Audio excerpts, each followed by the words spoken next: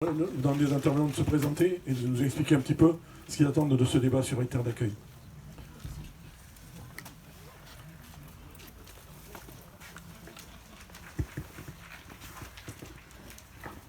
On va commencer par Sandrine Lacombe. Oui, bonjour.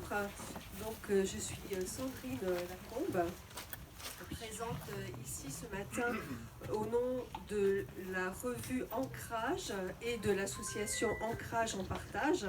Donc Ancrage, c'est une revue qui existe depuis 20 ans, on fête les 20 ans là cet été, et qui traite de la mémoire des métissages sur le territoire.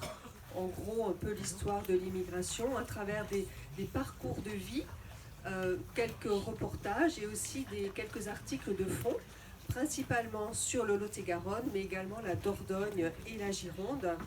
Et on présente des parcours qui, pour nous, c'est ce que nous cherchons, permettent de montrer l'enrichissement des métissages et de briser les préjugés.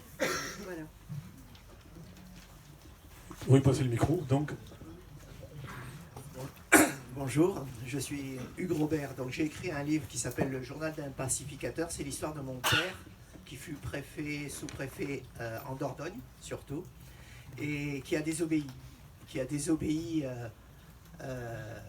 Suite à l'abandon des harkis et qui a monté un réseau d'exfiltration et de soutien des harkis de 62 à 68 en Algérie et en France. Voilà.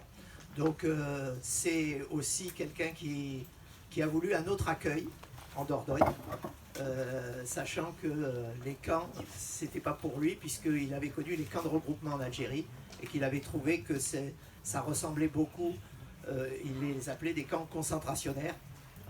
Voilà. Donc il a participé à la construction de l'hameau de Lanmarie, mais là aussi il a trouvé que c'était assez infâme, et donc ils l'ont fait avec le préfet Tolel. Ils ont décidé d'arrêter et d'intégrer effectivement les harkis dans des lieux plus adaptés, voilà, dans la population, à travers des entreprises, des petites entreprises locales. Voilà, c'est l'expérience de la Dordogne.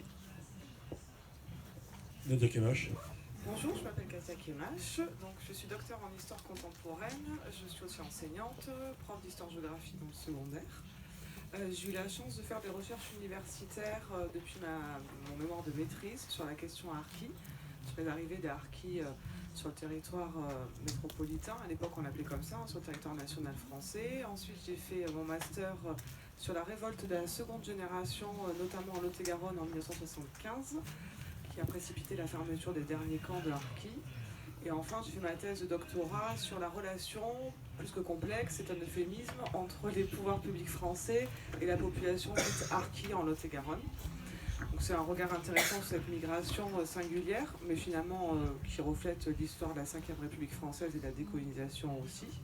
Donc je pense qu'on va échanger là-dessus au gré de vos questions sur cette migration et sur justement cette politique de non-accueil dans un premier temps des harkis en Lot-et-Garonne, mais finalement en France de façon générale. Et après justement sur l'insertion de ces familles, parce que voilà, la question harki s'est transmise.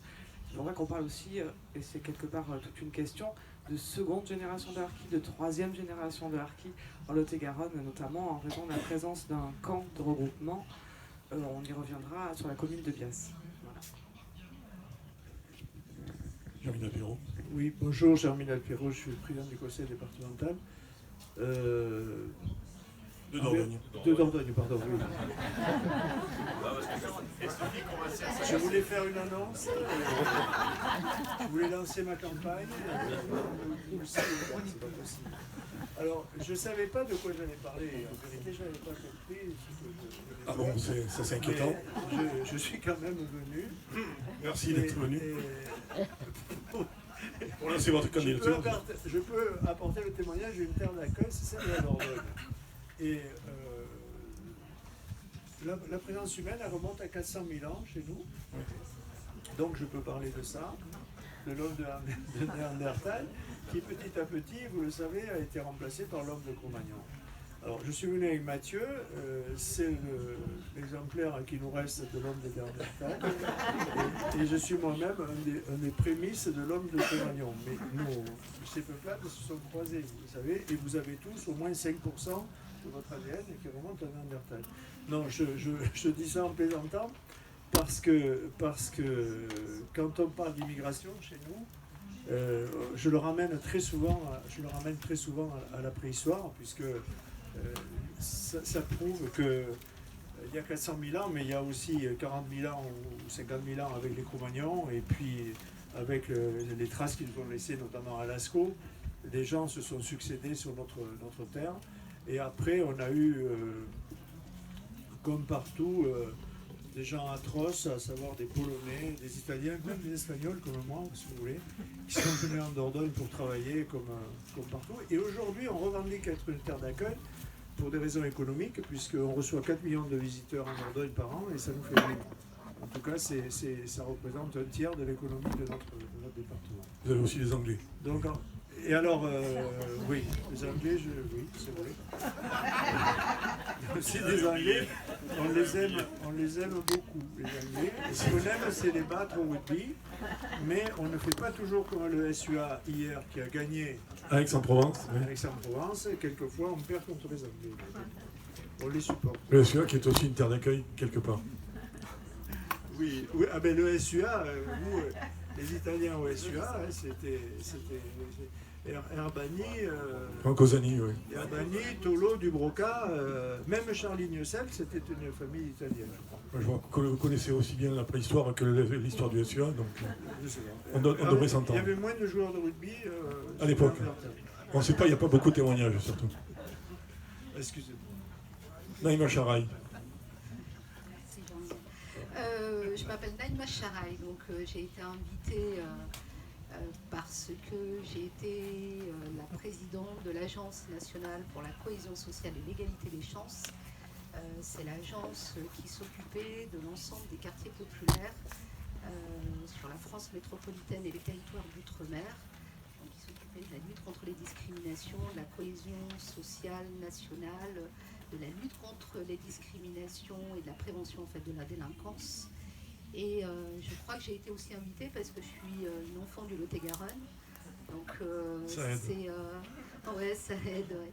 Et pour vous dire la vérité, c'est toujours avec beaucoup d'émotion que je fais le déplacement en fait, jusque dans le Lot-et-Garonne. J'ai très peu l'occasion en tout cas de venir puisque ma famille a quasi migré sur les départements en fait, d'à côté. Donc lorsque je viens dans le Lot-et-Garonne, je viens généralement au Port Sainte-Marie. Donc j'essaierai en tout cas d'apporter un éclairage en même temps de mon expérience nationale sur la question de la lutte contre les discriminations et la cohésion nationale et républicaine et en même temps de donner le témoignage d'une famille d'immigrés marocaines avec peut-être en fait une spécificité puisque mon père n'était pas un immigrant en fait économique puisque c'était un ancien combattant des anciennes colonies.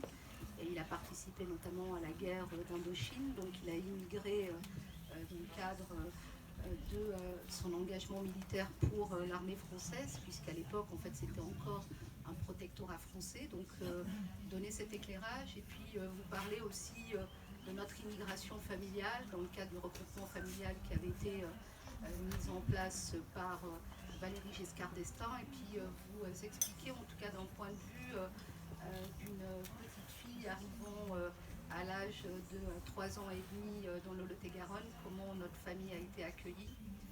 D'abord sur la commune en fait, de Fumel, sur un village un peu plus loin à Saint-Georges, et vous dire en tout cas l'amour que j'ai pour ce département et en même temps quelques blessures passées. J'espère en tout cas qu'on va pouvoir échanger là-dessus parce que je crois que c'est aussi important d'entendre les blessures que les populations en fait, immigrées ont pu vivre ici en Lot-et-Garonne. Le Lot-et-Garonne est une terre d'immigration espagnole, portugaise, italienne, marocaine. Aujourd'hui, en tout cas, il y a d'autres vagues en fait, de populations liées à l'immigration et je pense qu'on ne pourra pas non plus faire l'impasse de l'immigration climatique qui voit poindre son nez Et je pense que nous aurons en fait, de plus en plus d'immigration liée au changement en fait, climatique. Et puis aussi peut-être vous parler des actions que j'ai pu mener en tant qu'élu régional, notamment sur le camp de Bias et aussi sur le camp du CAFI, comment on a, avec une volonté politique, en tout cas décidé de permettre aux populations toujours vivant sur ce territoire-là d'être mieux appréhendées, mieux accompagnées. Et donc voilà, en quelques mots. Mathieu Samen. Je suis j'interviens là en tant que cinéaste, auteur d'un film que j'ai consacré à la communauté indochinoise en 92, Les Feux amers, au Lot-et-Garonne, en France. J'ai également consacré un ouvrage à une autre catégorie d'Indochinois, ce qu'on a l'habitude d'appeler les travailleurs requis, hein, c'est-à-dire ceux qui ont été forcés de venir de la colonie pour, en l'occurrence, pallier les insuffisances de main-d'œuvre au moment de la guerre. De 1939 jusqu'à la période de 1940. C'est la date à partir de laquelle ce qu'on appelait donc les travailleurs forcés ont été cantonnés dans des casernes et pour d'autres dans des camps de regroupement. Mais ce que moi je voudrais relever surtout, c'est la manière dont cette population un peu spécifique a été traitée. C'est-à-dire, pour utiliser un euphémisme, on va dire qu'ils ont été plutôt mal accueillis et traités. Parce qu'il s'agissait évidemment non pas de citoyens français, mais bien de coloniser, qu'on a forcé à venir au titre de la loi sur la réquisition de l'époque. Il se trouve qu'à partir de la défaite de 40, effectivement, aussi bien à Agen qu'à Saint-Livrade qu'à Bias, on avait quelque chose comme sur Saint-Livrade et Bias, il y avait près de 1200 travailleurs indochinois qui ont été cantonnés parce que effectivement ils arrivaient de Bergerac, justement. C'était des travailleurs requis qui étaient cantonnés à Bergerac pour la polerie de Bergerac.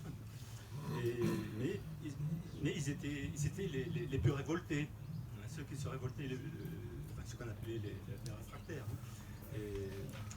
On rentrera dans le détail un peu plus loin si vous voulez. Oui, donc je m'arrête là si vous voulez. Et j'interviens aussi en tant qu'enfant du CAFI, hein, du camp d'accueil du Français d'Indochine. Du centre d'accueil du Français d'Indochine. Qui est une autre population. On ne peut pas assimiler les deux populations de la même manière. Voilà. Donc, qui était un camp de privation de liberté quand même. Je l'affinerai. D'accord. Jean-Jacques Mirande. Jean-Jacques Mirande, donc je suis adjoint sur la commune du Passage et également conseiller départemental de ce canton qui comprend donc toute la ville du Passage et le quart de la ville d'Agen. Et nous avons conquis ce canton aux dernières élections cantonales avec ma binôme Béatrice Laville qui est, je crois, sur notre atelier.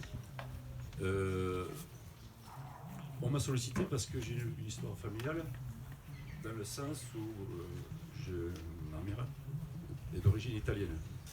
Et la mémoire familiale a été réactivée dans les derniers jours, les dernières semaines, les derniers mois de cette année, quand nous avons été amenés à nous déterminer sur le front républicain ou pas front républicain au moment des élections législatives. Et je me suis appuyé sur cette histoire-là pour expliquer pourquoi, et je suis encore ému, pourquoi fallait le respecter et l'appliquer ce front républicain pour le risque de faire élire des députés du Front National. Parce que mon histoire familiale, mes aînés ont quitté l'Italie à cause du fascisme et de la misère. Alors pour faire très court, j'en reparlerai tout à l'heure. Et c'est vrai que nous avons eu des débats très, très intenses à ce sujet. Et selon ce que l'on a fait ou pas fait, on a le résultat que l'on a à ce jour, étant donné que nous avons 2 députés du Front National sur le département de Lot-et-Garonne.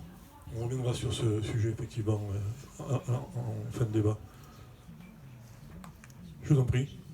Jean-Pierre Ozimko. Oui, bonjour, je m'appelle Jean-Michel Ozimko.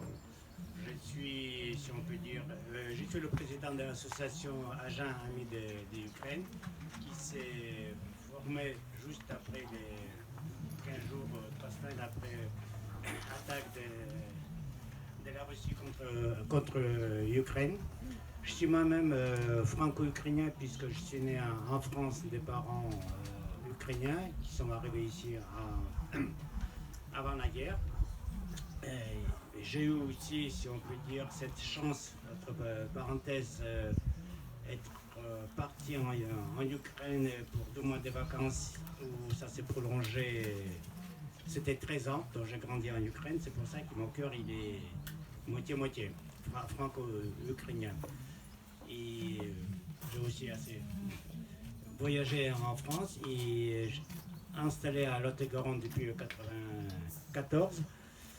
Et le fait de l'attaque de la Russie contre l'Ukraine, ça nous a rassemblé les Ukrainiens qui étaient là pour former une association dans laquelle nous, on essaie de les aider tous ces Ukrainiens qui arrivent à faire mesure sur Lot-et-Garonne. C'est l'actualité justement. Expliquez-nous l'accueil de Lot-et-Garonne, ça vous a surpris? Non, au contraire, c'est surpris, mais dans le bon sens. L'accueil était très chaleureux partout. Les Ukrainiens, ils ont sollicité associations et tout ça, en disant voilà, on a des appartements ou des logements pour les Ukrainiens. Les démarches administratives qui se sont faites assez rapidement. La France et Lot-et-Garonne aussi a ouvert les portes pour tous ceux qui ils veulent, ils ont une autorisation de travailler ou surtout des départs qui sont arrivés. Bien sûr, il y a la barrière de la langue. Il n'y a pas beaucoup d'Ukrainiens qui parlent français. Du coup, ils ont inscrit dans les écoles pour apprendre le ABC de la langue française. Mais rien n'empêche, c'est des travailleurs qui remontent les manches pour travailler. La preuve, il y en a beaucoup qui sont déjà repartis en Ukraine pour reconstruire son pays. Relever des ruines notre grand frère russe il nous a laissés. Grand frère, le mot est surprenant. C'en est de la Combe, les Ukrainiens sont bien accueillis. Est-ce qu'il a été toujours autant pour les autres ressortissants étrangers?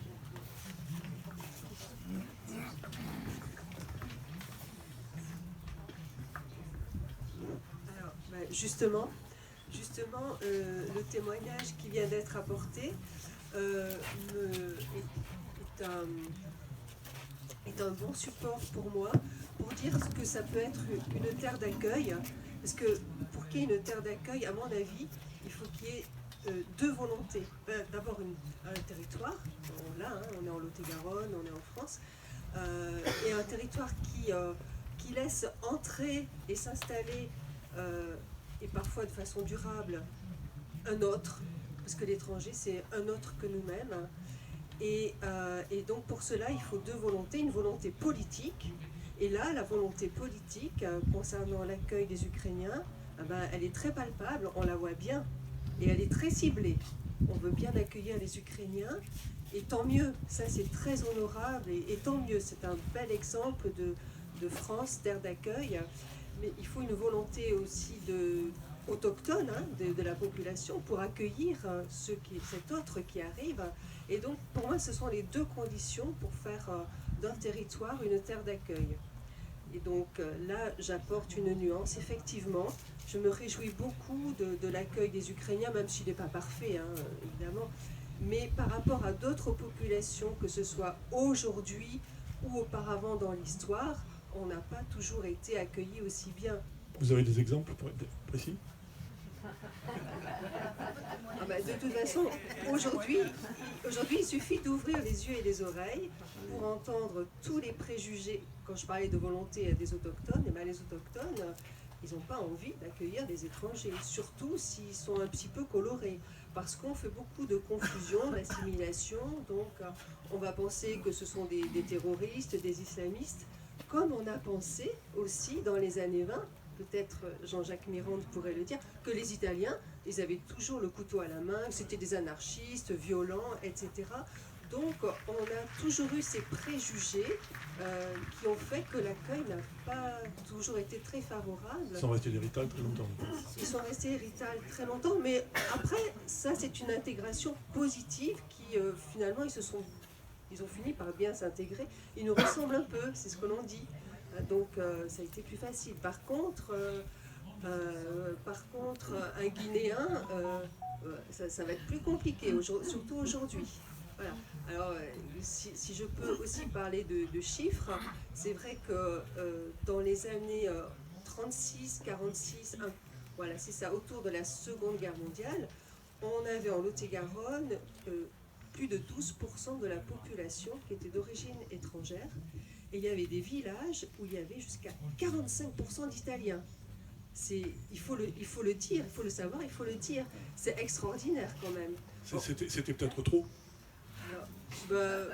non, parce que ça... pour les populations locales. Oui, on peut se poser la question. Mais en même temps, eux, ils n'étaient pas de trop, puisqu'on avait Autant qu'ils besoin d'eux. ils venaient pour travailler souvent. Voilà, on avait besoin d'eux, donc ils n'étaient pas de trop. C'est une main-d'œuvre qui était exploitée ou pas? Les Italiens, je ne sais pas si on peut dire que c'était une main-d'œuvre exploitée. En tout cas, on ne leur a pas facilité la tâche parce que il y avait beaucoup de terres qui étaient disponibles. Hein. Bon, les Italiens qui sont venus, c'était majoritairement des agriculteurs, mais pas uniquement. Et donc, ils sont venus acheter ou exploiter des terres qui étaient disponibles, qui n'étaient pas les meilleures terres. Hein. Par exemple, si on va sur les coteaux de Bonne-Rencontre, là, c'est dur, c'est un peu rocailleux. Mais ils se sont accrochés et ils ont vraiment bien réussi dans ce domaine-là, et pas que dans ce domaine. Parce que si on regarde l'histoire, pendant la Seconde Guerre mondiale, il y a énormément d'étrangers, beaucoup d'Italiens et d'Espagnols, qui se sont impliqués dans la résistance et dans la libération du territoire. Et puis, l'engagement citoyen, il s'est poursuivi, hein, pour ne parler que des Italiens. Regardez M. Mirande, regardez M. Camani, Madame Poveda, enfin tous ceux qui se sont engagés sur le plan citoyen et qui ont été élus et qui sont au service du territoire. L'intégration s'est fait facilement ou pas? L'intégration dans la vie sociétale? Pour les Italiens? Oui, pour les Italiens, pour les Espagnols, pour les Portugais. Ce sont des Latins, donc ce sont nos cousins, donc finalement on a réussi à les intégrer et puis eux aussi en s'accrochant. Mais ça a été un peu compliqué, un peu difficile au début. Hein. On a parlé des Rital, les macaronis, les Espagnols. On disait surtout il ne faut pas sortir parce que les Espagnols ils mangent les petits-enfants. Donc attention. Il y avait ces méfiances, ces préjugés. Et puis finalement, comme on a vu, on a des exemples hein, dans la revue Ancrage que j'évoquais tout à l'heure, où on évoque des parcours de vie. Je vous invite à aller, après cette table ronde, sur le stand d'Ancrage pour feuilleter et puis encore mieux acheter notre revue. Nous évoquons des parcours de vie, c'est pas linéaire, hein, ça n'a pas été facile. Ils évoquent leurs difficultés et puis ce qui a permis leur intégration. Et quand les gens du coin voient que les Italiens apportent de nouvelles techniques agricoles, qu'ils réussissent finalement là où c'était au départ assez difficile, eh bien, là, ça va permettre une intégration. On parle de l'agriculture, on parle aussi de l'industrialisation du Lot-et-Garonne, en particulier du côté Tunnel, où beaucoup de migrants ont aussi travaillé à la richesse du département. Oui, tout à fait. Et puis, il faut savoir que des étrangers, on est aussi allé en chercher pour le travail. Regardez en Dordogne. Regardez en Dordogne, à Terrasson et tout le bassin industriel, comme... Je ne sais plus comment il s'appelait, le maire de Terrasson, qui a fait venir plein de Turcs pour son entreprise, le caoutchouc. Monsieur Delmont, voilà. À Viane, il y avait combien de centaines de Tchécoslovaques spécialistes des travaux du verre. Voilà, donc ce sont des exemples pour montrer que on veut les accueillir parce qu'on va les chercher, on a besoin d'eux. Voilà. Et pour moi, une terre d'accueil, c'est ce territoire qui permet l'entrée, mais qui donne aussi les moyens de vivre normalement, comme tout un chacun. Alors, l'accueil des Harkis et des Indochinois ne s'est pas passé de la même façon. Katia Kemash, c'était quoi le contexte de l'arrivée des Harkis, des fils de Harkis? Alors oui, pour les Harkis, c'est particulier, mais bon, j'évoquais dès le début de ma présentation un non-accueil de cette population dite Harki, parce que là aussi c'est un raccourci historique, ça englobe plein de réalités sociologiques différentes. Vous savez, alors tout le monde y va de la petite publicité, donc je continue. J'ai publié un livre tiré de ma thèse, Harki, un passé qui ne passe pas, que je vous invite à découvrir. Et dans ce livre, vous avez toutes les directives ministérielles que j'ai eu la chance de découvrir dans les archives contemporaines. Donc toutes les directives ministérielles de mai 1962, donc juste au lendemain des accords d'Évian, qui mettent fin à la guerre d'Algérie, interdisent le transfert de ces hommes, de ces centaines de milliers d'Algériens. Enfin, ils devenaient Algériens du jour au lendemain après les accords d'Évian pour l'État français. On les savait clairement compromis aux yeux des vainqueurs.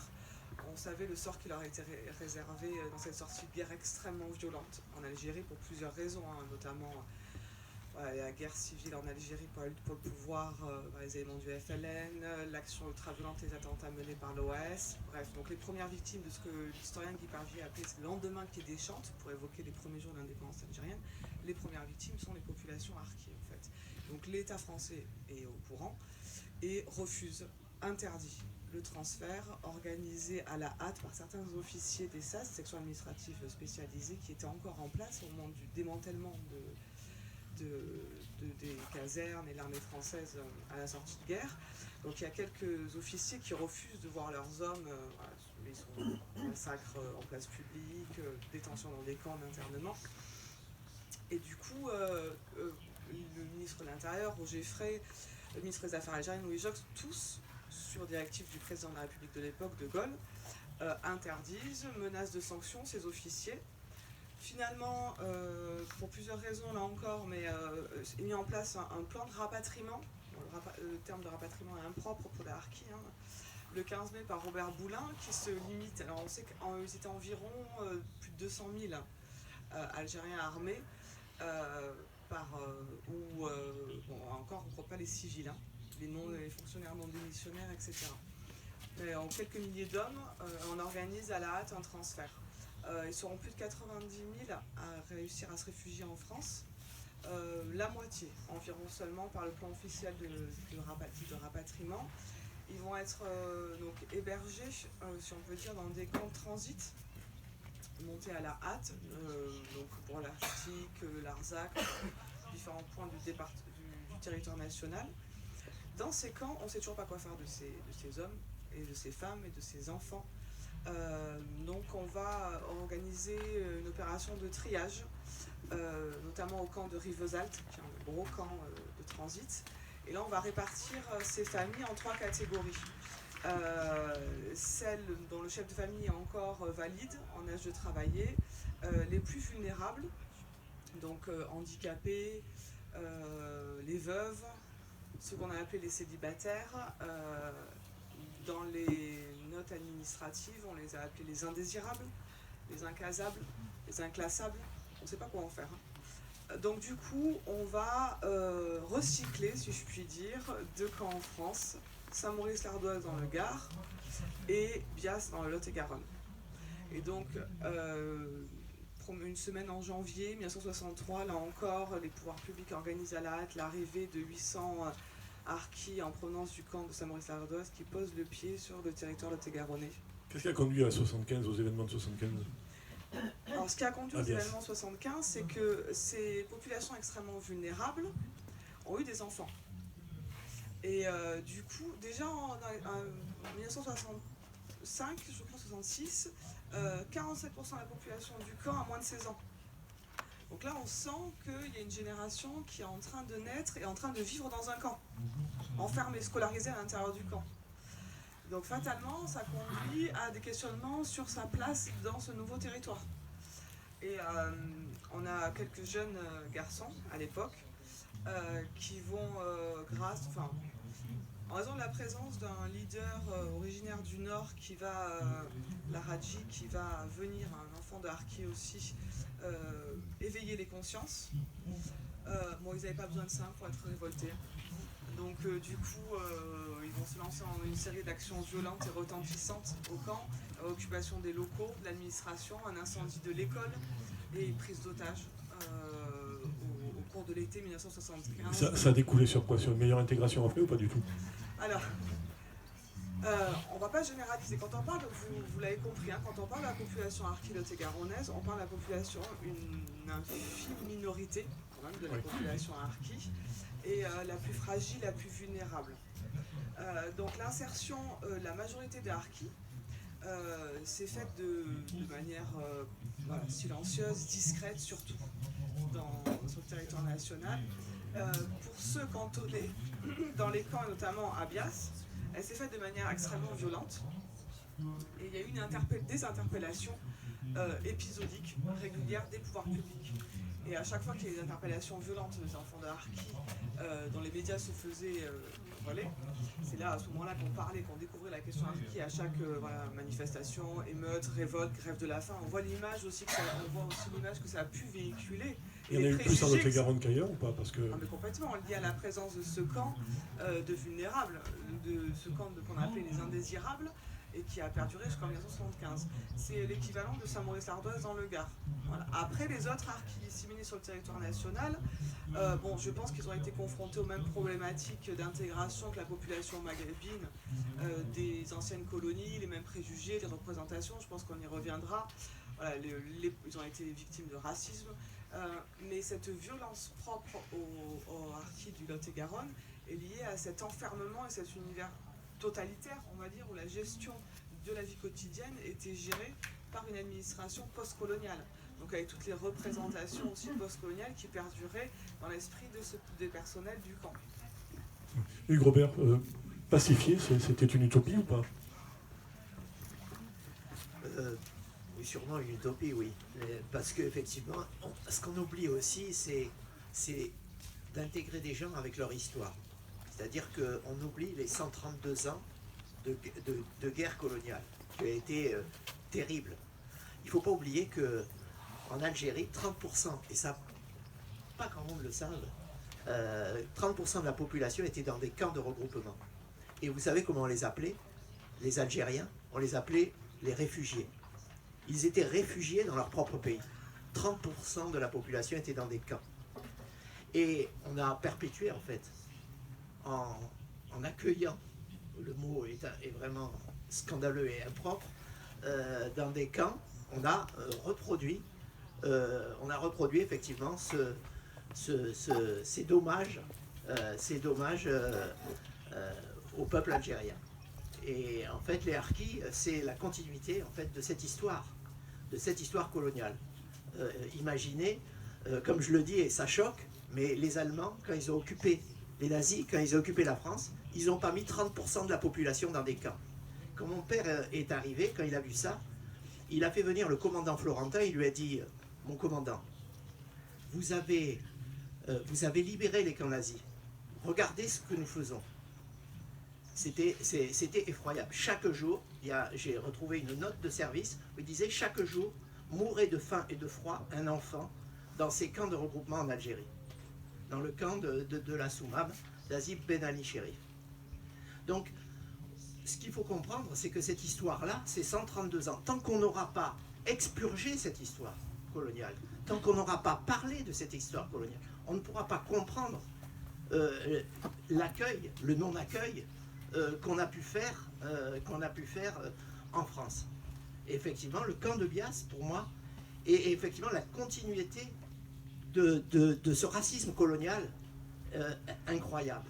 Donc on ne peut pas effectivement parler de terre d'accueil, on peut parler effectivement de continuité d'un colonialisme, d'une pensée coloniale, d'un racisme colonial qui perdure et 60 ans de silence. Katia Kemach, ça passe par l'éducation, vous êtes enseignante. Depuis quand enseigne-t-on les migrations et la décolonisation dans l'éducation nationale? Et en particulier celle des Harkis et des Indochinois? Alors, on parle de la colonisation, la décolonisation et comme étude de cas de la guerre d'Algérie dans l'enseignement secondaire depuis, alors ça peut surprendre, hein, mais depuis la décennie 1980. Ce qui est assez étonnant en vérité. C'est étonnant. C'est étonnant parce Ça faisait peur, que ça faisait peur. c'est ça.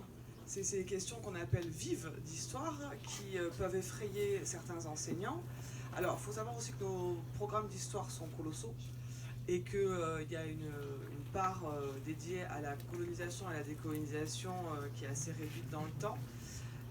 Elle est traitée avec les classes de 3e, cette question, et en terminale pour le lycée.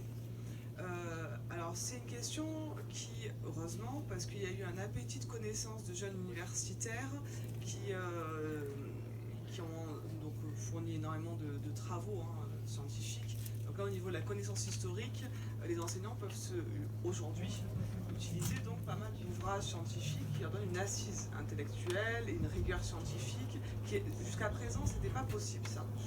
C'est grâce aux travaux d'historiens, de jeunes historiens universitaires depuis le début du XXIe siècle, que les enseignants déjà peuvent se baser sur une documentation rigoureuse. Jusqu'à présent, c'était plutôt un sujet d'histoire du temps présent, des mémoires, plutôt qu'une question d'histoire. À l'heure actuelle, c'est devenu une question d'histoire légitime. Alors les harkis, comme d'autres populations issues de la colonisation et des migrations maghrébines dans le cadre de l'histoire sociale et politique de la Ve République. Donc les enseignants maintenant sont peut-être parfois mal à l'aise, mais demandeurs par contre. On a mis en place des stages dans le cadre de formation continue sur l'enseignement de la guerre d'Algérie. C'est vrai que les enseignants sont nombreux à s'inscrire. Bon, c'est une journée dans l'année scolaire, mais en tout cas, ils sont nombreux à s'inscrire et ils sont demandeurs d'outils pédagogiques qui sont mis en place maintenant par le corps d'inspection en partenariat avec l'ONAC, mais c'est tout récent, ça date de 3 ans. Les résonances après de ces questions-là dans les classes peuvent gêner parce qu'on est vraiment encore dans des sujets d'histoire, mais à la croisée d'histoire et mémoire.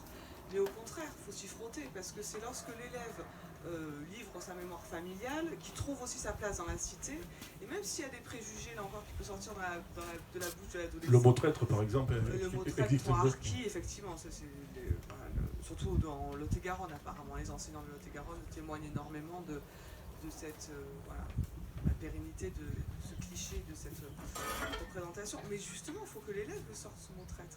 Et comprenne aussi toute la réalité humaine de cette guerre civile qui a été aussi la guerre de décolonisation et de cette connaissance des réalités humaines.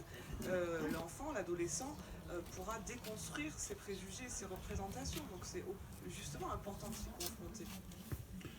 Mathieu Samel, l'histoire de la décolonisation de l'Indochine est à peu près la même, par contre les conséquences ne sont pas les mêmes. Oui, on peut effectivement faire un parallèle entre les deux histoires, à part on sait que les Indochinois sont arrivés un peu avant les Harkis, donc suite aux accords de Genève de 1954. Pour les Harkis, c'était en 1962, les accords d'Évian. Ça a été compliqué parce que je crois que la France à l'époque ne s'attendait pas à ce que la cuvette Dien Bien Phu tombe comme ça aussi facilement. Et cette surprise effectivement a engendré un exode. Moi, je parle d'exode parce qu'effectivement, dans la mesure où on ne s'y attendait pas, on ne savait pas vraiment quoi faire de tous les ressortissants français. En 1954, quand les accords de Genève ont été signés, mais ça a permis effectivement à la France de se retirer. Mais l'embarras, c'était les ressortissants d'origine indochinoise, donc qui étaient liés d'une manière ou d'une autre à la France. Parce qu'évidemment, les femmes vietnamiennes se mariaient avec des soldats ou des colons. À l'époque, on donnait la possibilité à certains ressortissants vietnamiens d'opter pour la citoyenneté française. Donc justement, il y a eu beaucoup d'individus qui ne maîtrisaient absolument pas le français et qui se retrouvaient sur le territoire, en métropole, sans pouvoir s'intégrer facilement en tout cas. Et le fait de les avoir accueillis dans des camps de transit, en l'occurrence, le terme n'est pas toujours adéquat quand on parle de transit. Effectivement, certains camps ont été effectivement des camps de transit, c'est-à-dire ça a duré un an, 2 ans, le temps de reclassement des individus. D'autres sont devenus des camps, j'allais dire, permanents, comme celui de Saint-Denis. Ça continue toujours, oui. Même si les bâtiments, les baraquements ont disparu. Enfin, aujourd'hui, quand je dis ça, je veux que c'est une histoire de 50 ans. Hein, Vous avez vécu le camp justement. Comment c'était le camp quand vous étiez enfant? Quand j'étais enfant, c'était les baraquements. Uniquement les baraquements qui n'étaient pas encore crépis, les rues n'étaient pas goudronnées. Les douches à l'extérieur? Les douches étaient communes et extérieures. Les toilettes, c'était des latrines. Voilà. L'hiver, il faisait froid? L'hiver faisait froid. Et heureusement qu'on nous octroyait des poêles à charbon. Voilà. Bon. Mais il y a eu des mouvements de révolte ou pas? Comme les camps de Bias? Au départ, il y a eu effectivement quelques révoltes de la part des plus anciens de la deuxième génération. Mais donc les plus âgés, ceux qui sont nés sur la colonie et qui se sont retrouvés un peu désœuvrés sur la métropole parce que, bon, évidemment, ils n'avaient pas de travail, etc. Hein. Et il y a, donc, effectivement, c'était une époque où il y avait pas mal de délinquance.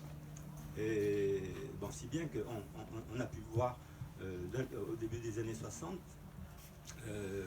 la présence de compagnies de garde mobile pendant des mois installés directement au camp. Hein, parce qu'il y avait évidemment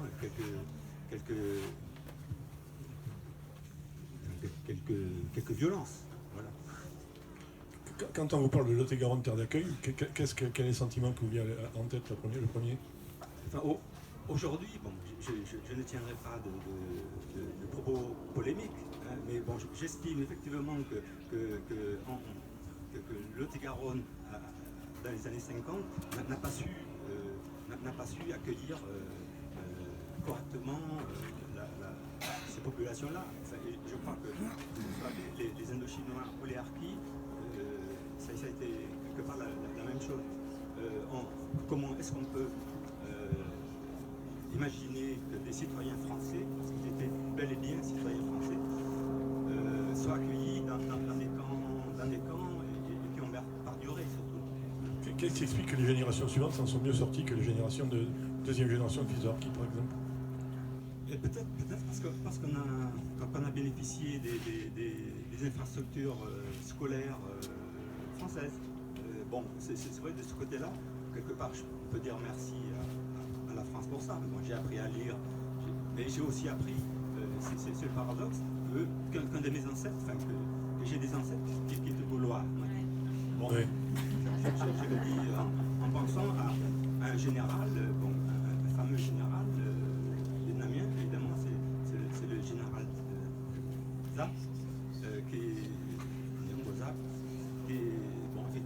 qui éclatait de rire chaque fois qu'il évoquait le fait que dans les écoles, où étaient admis les jeunes vietnamiens, on leur apprenait que leurs ancêtres étaient des Gaulois. Voilà. Dans Bachara, vos ancêtres étaient Gaulois aussi? Pareil. Pendant toute mon enfance, j'étais persuadée que mes ancêtres étaient les Gaulois, donc jusqu'à ce que je me regarde dans une glace et que mes parents, qui étaient analphabètes, donc ils n'avaient pas la possibilité, en tout cas, de suivre les cours qu'on nous enseignait à l'école et jusqu'au jour en fait où je leur affirmais que mes ancêtres étaient les Gaulois, donc leur expliquant en langue arabe, puisque c'est ma langue maternelle, m'expliquant que ce n'était pas tout à fait le cas. Donc pendant très longtemps, j'avais totalement en fait assimilé cette histoire-là, et il a fallu que j'aille au lycée, à l'université, pour déconstruire en tout cas l'histoire qu'on m'avait racontée ici dans le Lot-et-Garonne. Là, le sentiment que j'ai, c'est que la population en fait maghrébine, et notamment celle originaire en fait du Maroc, a été quand même beaucoup mieux accueillie que les Harkis et que les Indochinois. Alors, c'est pas spécifique, je crois, au département, à la structure en fait elle-même ou aux populations du Lot-et-Garonne. C'est probablement en fait dû aux politiques en fait liées à l'intégration et aux politiques qui ont permis, en tout cas, de mettre en œuvre des dispositifs qui permettent à l'ensemble des populations en fait immigrées de s'intégrer dans la société française. Je pense bien évidemment à ce qui avait été créé dans les années 70, le Fonds d'action en fait sociale et le Fonds d'action de solidarité, qui a permis de mettre en place des politiques publiques permettant l'intégration de ces populations originaires du Maghreb ou d'Afrique. J'ai été, moi, la présidente... Justement, quelles étaient les missions de l'agence de cohésion? Voilà, c'est absolument ça. Donc, c'est ce qu'on appelle en fait la politique de la ville. C'est comment... Et qu'est-ce que ça a changé pour le Lot-et-Garonne, par exemple? Pour le Lot-et-Garonne, je pense que c'est la manière dont nous, on a été accueillis, par exemple. Moi, je sais que j'ai encore en fait un sentiment de révolte en me souvenant en fait de comment on avait été concentré sur cette commune en fait de Fumel, à Condat, donc où il n'y avait que des gens issus de l'immigration et notamment de l'immigration marocaine, et entouré en fait de champs de maïs avec des voisins en fait extrêmement hostiles. Donc ça, c'est le sentiment que j'ai eu en fait pendant de très nombreuses années. Et puis lorsque je fais un peu un retour en arrière, je me dis finalement c'était pas tout à fait ça. Nous avions des enseignants extrêmement engagés qui nous ont permis en tout cas d'apprendre à lire, à écrire, à s'intégrer dans la société française. Donc une politique comment on appelle ça, une politique organisée pour accueillir en fait les populations issues d'immigration, c'est de permettre en tout cas l'accès à l'école, c'est de permettre l'accès à la formation, c'est de permettre l'accès à l'emploi. Alors moi j'étais dans une commune en fait qui était quand même spécifique, puisque c'était une ville sidérurgique. Il y avait plus de 3000 en fait ouvriers à l'époque, donc c'était un endroit totalement en fait particulier où la culture ouvrière, la culture en fait de classe était aussi un élément intégrateur sur ce territoire-là. Donc ça c'est un élément important. Et puis il y avait sur cette commune en fait de Fumel quelque chose d'assez extraordinaire. C'était la culture en fait musicale et la culture en fait du rock, qui a été aussi l'un des éléments en fait intégrateurs pour les populations immigrées, notamment la population en fait marocaine. Mais néanmoins, il y avait quand même du racisme, des discriminations. Moi, j'ai mon père en fait qui nous racontait que dans l'usine, il lui posait en fait du jambon sur son sacoche de nourriture, où il était pris à partie. Mon frère, qui a aussi travaillé à l'usine, a été aussi conspué du fait en fait de son origine. Et je crois qu'il y a aussi en fait une particularité pour cette difficulté en tout cas de l'intégration, c'est qu'ils sont aussi arrivés en fait avec leur culte et leur confession en fait musulmane, et qui a aussi interrogé ces populations du Lot-et-Garonne qui se retrouvaient avec des gens qui souhaitaient... C'est-à-dire la méconnaissance entraîne la peur, c'est toujours la même chose. C'est pas la méconnaissance, c'est des gens qui, arrivant, mon père, comme je vous le disais, n'est pas un immigré simplement en fait économique, c'est quelqu'un qui a servi pendant 13 ans en fait l'armée française, qui a fait plusieurs en fait guerres coloniales. C'est un ancien combattant des anciennes colonies et qui nous a transmis en fait une certaine idée de la France. Et il était un grand admirateur du général de Gaulle, donc on a une histoire en fait un peu particulière, donc, mais en même temps ils étaient extrêmement attachés en fait à leur culture et notamment à leur culte. Donc ce qui fait qu'il y a eu une problématique singulière qui est arrivée dans les années 70, c'est-à-dire en fait des gens qui venaient travailler avec probablement cette idée en tout cas de retour au pays, mais qui pendant en tout cas leur temps d'installation dans le Lot-et-Garonne souhaitaient pouvoir vivre leur religion de la manière en fait la plus simple possible. Donc c'est venu aussi interroger les populations qui avaient immigré en fait précédemment notamment l'immigration en fait italienne, espagnole, un peu portugaise en fait beaucoup.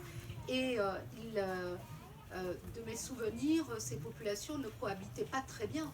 Donc, celles qui avaient réussi à se sortir en fait socialement, à s'être insérées, intégrées dans la société française, n'étaient pas tellement accueillantes par rapport à la population immigrée en fait qui arrivait en suivant. Et donc pendant longtemps, je pensais que les Italiens ou les Portugais étaient racistes avec les gens issus de l'immigration en fait marocaine. Et puis mon idée a totalement changé sur un événement familial et personnel qui nous a touchés. J'ai perdu mon père en fait en 2015. Là, j'ai été extrêmement surprise en fait de ce qui s'était passé, notamment au moment de ses obsèques. On habitait avenue de l'usine, donc en face en fait de l'usine. Et là, donc, on a des vieux monsieur, des vieilles dames qui venaient frapper à notre porte, originaires du Portugal, d'Italie ou d'ailleurs, et qui venaient en fait expliquer tous les liens qui les avaient liés à mon père. Et donc là, je me suis rendu compte, et notre famille en fait s'est rendu compte que ils avaient fait communauté, ils avaient fait société, que malgré en tout cas le racisme en fait apparent, eh bien ils étaient tous des enfants du Lot-et-Garonne et qu'ils avaient en fait une histoire qui leur était commune, cette histoire ouvrière, voilà, de cette usine syndicale aussi, finalement. Syndicale absolument, mais aussi ce destin en fait commun de gens qui avaient immigré, qui avaient quitté leur pays d'origine et qu'ils avaient en fait ces blessures communes. Et c'est vrai que ça nous avait extrêmement surpris, mais et on s'était dit en fait on est des enfants du Lot-et-Garonne et papa nous ne l'avait pas dit. Donc et c'était extrêmement touchant et on se le disait et les politiques publiques ont permis en fait cela, mais je crois que le fait d'être voisins et voisines, de se donner des coups de main, d'avoir cette culture syndicale et ouvrière a permis aussi cette intégration. Et moi, quand je suis, voilà, j'ai commencé à faire de la politique et on a commencé de plus en plus en fait à me parler du Lot-et-Garonne et je me suis intéressée de plus en plus au Lot-et-Garonne, mais aussi à l'histoire en fait de mon père. Et je me suis rendu compte que ce pays en fait ne l'avait pas tout à fait accueilli puisque on avait mené un combat avec Alain Rousset en fait à l'époque, c'était sur la décristallisation des pensions des anciens combattants des anciennes colonies. Mon père a combattu pendant 13 ans pour l'armée française, il avait des frères d'armes et des frères de sang et on s'est rendu compte que ces pensions militaires étaient 10 fois moins élevées qu'un frère d'armes ou qu'un frère de sang. Donc on a mené en fait le combat. Donc ce que m'a apporté en fait le Lot-et-Garonne, c'est aussi cette idée de combattre et de souhaiter en tout cas lutter contre les discriminations. Et je crois que c'est cette terre aussi qui me l'a apporté. Et finalement, on a gagné puisqu'on a obtenu la décristallisation de l'ensemble des pensions des anciens combattants des anciennes colonies. Il y en avait 19. Donc et on a pu permettre en tout cas aux messieurs qui restaient en fait en vie de pouvoir obtenir en fait leurs droits. Et l'Agence nationale de cohésion sociale permettait aussi de lutter en fait contre les discriminations, ici aussi en fait dans le Lot-et-Garonne. Mais on ne peut pas, à mon sens, extraire en tout cas le Lot-et-Garonne terre d'accueil de ce qui se passe en fait au niveau national. Il y a eu un événement et des événements totalement en fait dramatiques qui expliquent aussi, à mon avis, ce qui s'est passé ici dans le Lot-et-Garonne avec plus de 50% du Rassemblement national au second tour de l'élection. On va y revenir. On y reviendra tout à l'heure. Donc voilà, mais sur la question en fait des attentats et sur la question dont les populations en fait immigrées, issues de l'immigration, les Français de confession en fait musulmane, comment ils ont été traités. Et la manière en fait dont ils sont appréhendés ici sur le département de Lot-et-Garonne, je pense que ça a été un élément en fait de bascule. On va revenir sur le Lot-et-Garonne, terre de pauvreté et de racisme aussi. Ancrage. L'histoire de Naïma, vous pouvez la retrouver dans un numéro d'Ancrage. Je la raconte moins bien qu'ils ne l'écrivent. Hein. Jean-Michel Perrault, le Lot-et-Garonne, vous allez d'écouter un petit peu tout ce qui s'est dit. Le Dordogne était une terre d'accueil quand on compare avec ce qui se passe dans le Lot-et-Garonne. Oui. On n'a pas l'expérience des camps de harkis. Il y a des familles de harkis en Dordogne, mais il n'y a pas cette expérience-là. Par contre, il y a eu une immigration polonaise au début du XXe, beaucoup dans le nord de la France d'ailleurs, mais il y en a eu aussi pas mal en Dordogne, je ne sais pas l'expliquer. Il y a eu une immigration italienne très forte, en même temps que la poussée de Lot-et-Garonne. Beaucoup se sont installés dans l'agriculture, dans la maçonnerie. Il y a eu une immigration espagnole du fait de la guerre d'Espagne, et il fait que les principaux dirigeants de maquis de la Dordogne qui ont animé la résistance, c'était des Espagnols. De la même façon que ceux qui ont libéré Paris, c'était des Espagnols, avec la 9e compagnie de Leclerc, qu'on appelle la Nueve, qui était sur 162 personnes, il y avait 148 Espagnols qui ont libéré Paris. Donc il y a cette immigration-là. Et après, à partir des années 60, il y a eu une immigration portugaise très marquée dans 2 secteurs, dans le bâtiment, et aujourd'hui toutes les entreprises de bâtiment s'appellent Pereira, Ferreira, Dacruz et compagnie. Voilà. Beaucoup sont passés dans la restauration, parce que c'est quand même des vaillants et des malins, ils sont passés dans la restauration, notamment à Sarlat, la moitié des restaurants sont comme ça, et après il y a eu une immigration très importante, je pense que ça a été pareil en Lot-et-Garonne, pour le ramassage des fraises. Et ça a été au début des années 60. Ce qui est bien qu'aujourd'hui, la moitié des producteurs de fraises du Périgord central, de la région de Gers, sont des personnes d'origine portugaise. À Sarlat, on dit qu'il y a 10% de la population, c'est une petite ville Sarlat, comme le Passage, il y a 9500 habitants, mais on dit qu'il y a 10% de la population à Sarlat qui est d'origine portugaise. Moi, je voudrais vous dire quelque chose de plus sympa, parce qu'on parle toujours du racisme, des discriminations, tout ça, c'est vrai.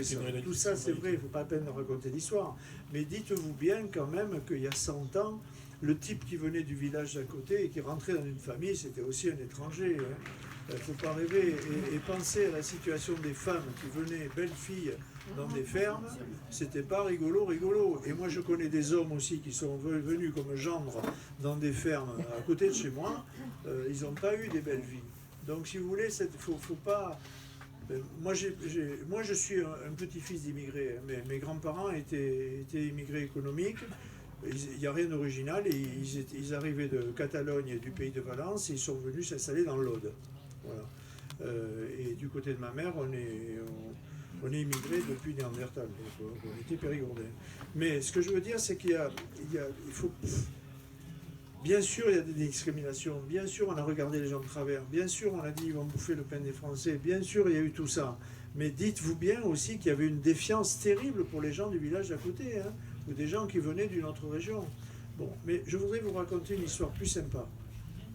On a eu une immigration forcée en 1940, au moment de la débâcle. Vous savez qu'à la veille de l'invasion de l'Alsace et de la Moselle, l'État français a décidé de vider les villes, et les gens ont eu 48 heures ou 36 heures pour faire leur baluchon et partir. On les a mis dans des trains et ils sont arrivés. Nous, on était 320 000 en Dordogne. On a accueilli 80 000 Mosellans et Alsaciens. Et on n'était que 320 000. Et alors moi, je me dis tout le temps, et c'est le préfet qui a été chargé de faire ça. Je me dis, mais où est-ce qu'ils étaient? Où est-ce qu'on les a mis? Mais ils étaient partout.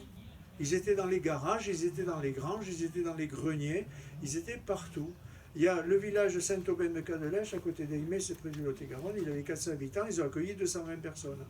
Je ne sais pas si vous vous rendez compte, quand vous avez 50% de la population qui débarque, alors on dit, oui, mais eux, ils étaient français. Sauf qu'on oublie une chose, c'est que la moitié ne parlait pas français. Vous êtes d'accord? Bon. Donc, il y avait un peu le même... bon, ils étaient catholiques, ça c'est vrai que la question du culte n'était pas la même.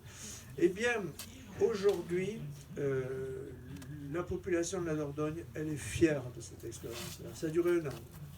Et ça a duré de septembre à juillet, presque pratiquement 1 an. Il y a des gens qui sont mariés, des gens qui sont morts, il y a des gens qui sont nés chez nous. Et aujourd'hui, le département de la Dordogne, il s'enorgueillit d'avoir accueilli ces gens-là. On a la ville de... La mairie de Strasbourg a été à la mairie de Périgueux pendant un moment, pendant quelques mois. On a bien sûr jumelé Périgueux et Strasbourg. On a un pont de la Dordogne à Strasbourg et on a au moins 25 jumelages de ces villes qui vivent encore avec des survivants. Encore avec des survivants. Alors vous me direz, c'est pas le même cadre, c'est contraint et forcé, c'est ci, c'est là. Mais il n'empêche que dans des conditions beaucoup plus difficiles qu'aujourd'hui, de vie des gens, parce que les gens étaient pauvres pendant la guerre dans les campagnes, il ne faut pas croire, les gens étaient très pauvres. Eh bien, on a été capable de ça et aujourd'hui, c'est pour nous une...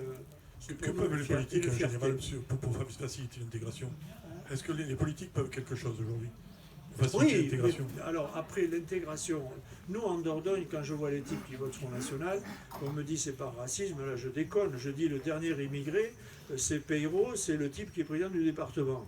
Voilà, le dernier qu'ils ont vu passer. Ils ont vu passer quelques Turcs à Terrasson, mais c'est pas vrai. Pourquoi les gens ont été intégrés? Tout simplement parce qu'ils venaient pour travailler. Et qu'ils se sont intégrés par la force des choses et par le travail.